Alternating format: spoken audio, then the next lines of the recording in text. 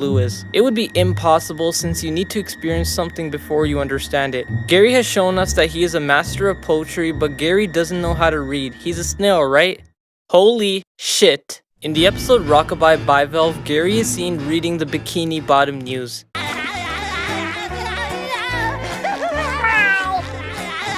This proves that Gary is smarter than every other pet in Bikini Bottom. If you really think Gary is just a regular snail, take a look at this. In the episode Jellyfish Hunter, the blue jellyfish cut out the electricity and SpongeBob said something very insane.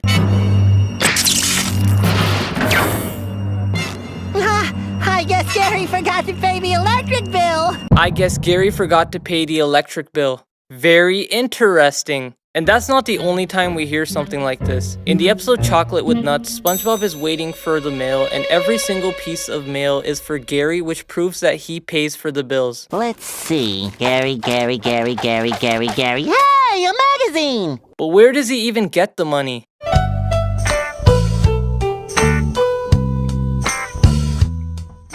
Back in the episode Rule of Dumb, we see a family tree full of royal ancestors and descendants.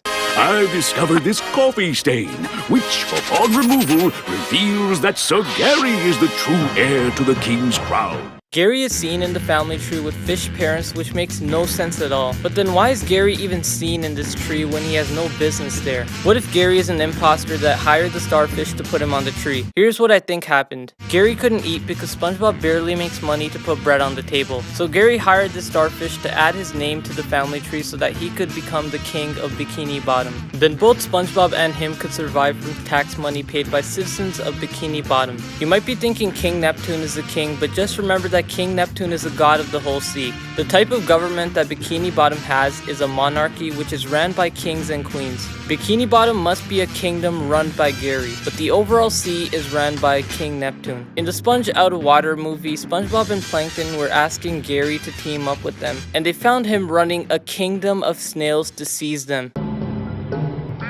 What do you mean, king of snails?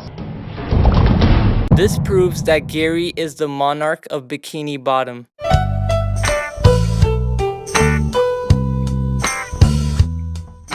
If Gary is an alien, where did he come from? Remember that poetry line that Gary said in Sleepy Time?